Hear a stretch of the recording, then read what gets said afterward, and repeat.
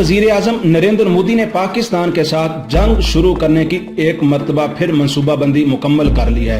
साबिक वजीर आला मकबूजा कश्मीर फारूक अब्दुल्ला का कहना है कि भारतीय वजीर आजम को बालाकोट हमले में शिकस्त हुई, अब यह कश्मीर के महाज पर पाकिस्तान के साथ जंग छेड़ने वाला है।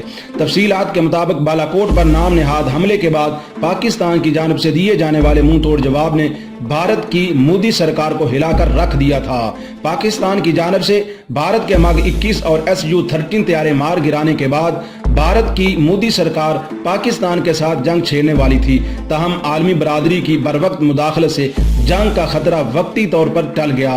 ताहम भारत में ही मौजूद अमन के ख्वाहिश रखने वाली कई शख्सियात पाकिस्तान को मोदी के खतरनाक अज़ाइम के हवाले से खबरदार कर चुकी है। पाकिस्तान को खबरदार किया गया है कि मोदी के सर पर अब भी जंगी जुनून सवार है, वो किसी भी वक्त कोई भी पागलपन पर मबनी कदम उठा सकता है। पाकिस्तान भी इस हवाले से मुसलसल अलर्ट है और किसी भी जारहियत का मुंह तोड़ जवाब देने के लिए तैयार है।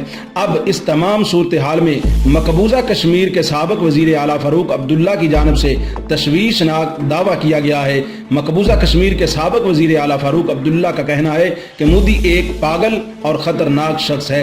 मोदी ने जंग छेड़ने की मनसूबाबंदी कर रखी है। मोदी कश्मीर के महाज पर पाकिस्तान के साथ जंग छेड़ना चाहता है। बालाकोट हमला नाकाम हुआ था और उसके बाद भारत को शिकस्त हुई, इसलिए मोदी सिर्फ इलेक्शन में फतह की खातिर पाकिस्तान के साथ किसी भी वक्त जंग छेड़ सकता है।